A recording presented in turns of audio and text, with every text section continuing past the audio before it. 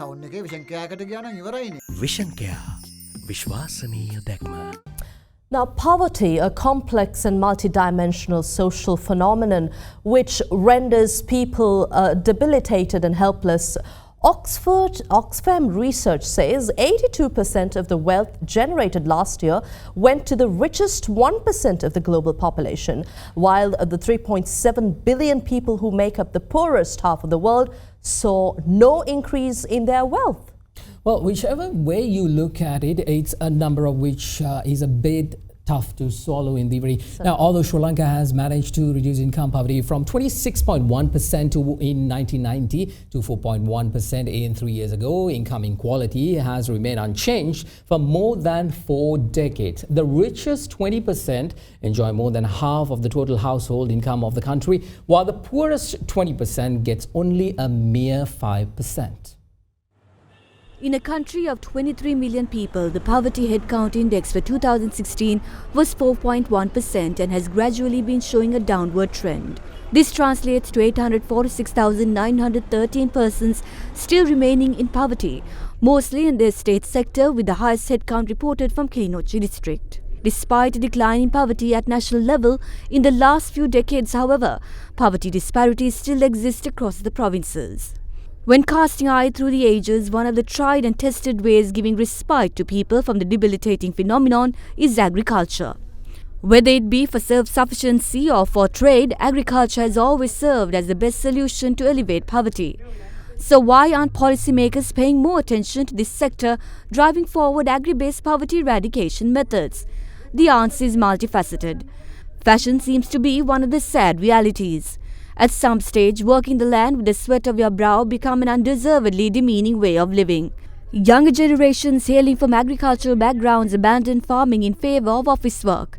This left acres upon acres of farmland left barren. Another factor behind the abandonment of agriculture is the lack of encouragement by respective governments to give adequate encouragement to those who still believed in cultivating to meet their requirements.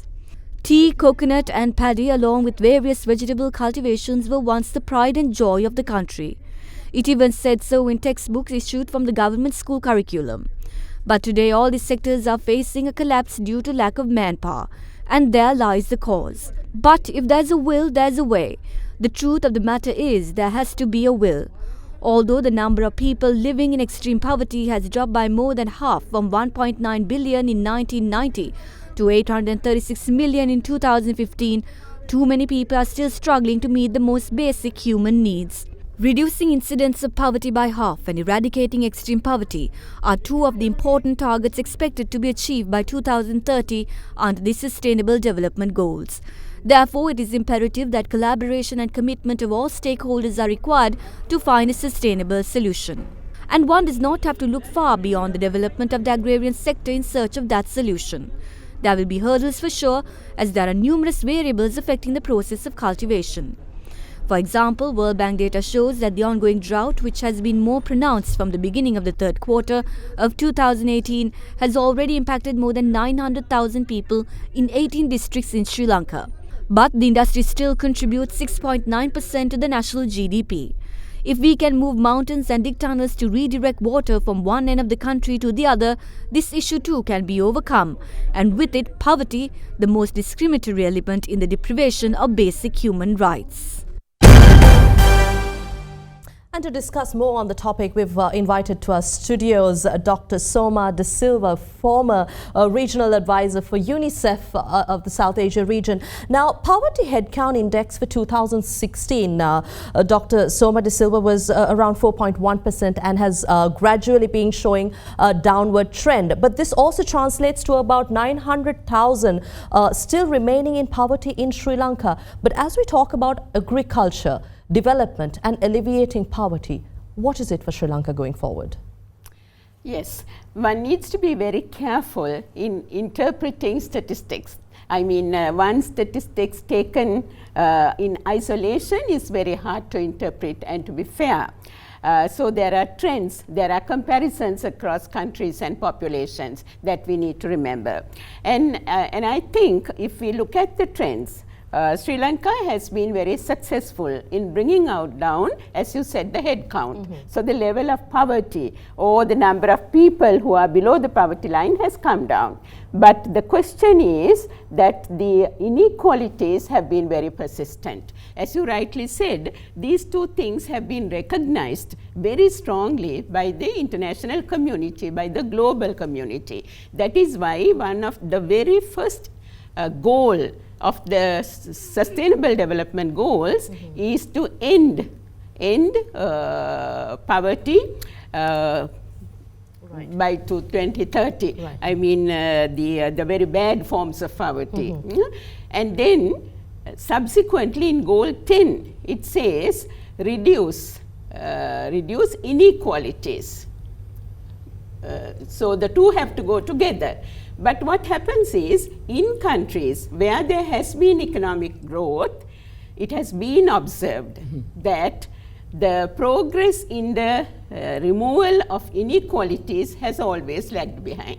It can be understood theoretically, because governments, people try to reduce poverty, but the interventions unfortunately have not given benefits to all people.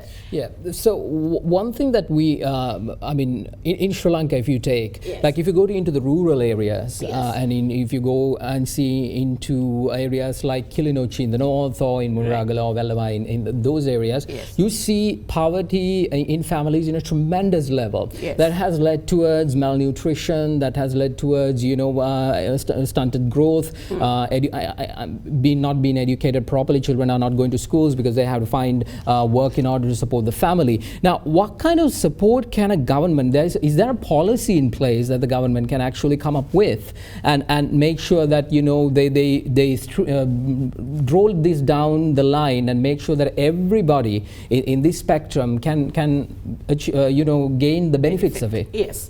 Now this is where we have to look at our past experiences. Sri Lanka has always done well in the social sector, but in other countries there are lessons that we can learn. There are now World Bank studies are available which looks at countries that have achieved disparity reduction, and say countries like Brazil, Chile, Peru, Cambodia in our region. Different policies have been adopted, different programs. There is no sort of magic pill or a prescriptive thing. It has to be very country specific as well. But the most important thing to say is that we need to perhaps improve the way we decide and implement interventions. One of the most important things today, in the context of today, is to learn from the past and to Right. improve the program designs. Right. In the sense, look at the problem very carefully, be able to identify it, who is affected, to what extent, prioritize it. And then that's not enough. We need to look at the causes. Right. And this is where generally countries have not done very well. And once you look at the causes, every single main cause has to be addressed and removed. That's an interesting comment. I think we'd like to continue to follow up on this story, Dr. De Silva, and we'll be back after a short commercial break. After this, we'll be back on First at 9. Stay with First at 9.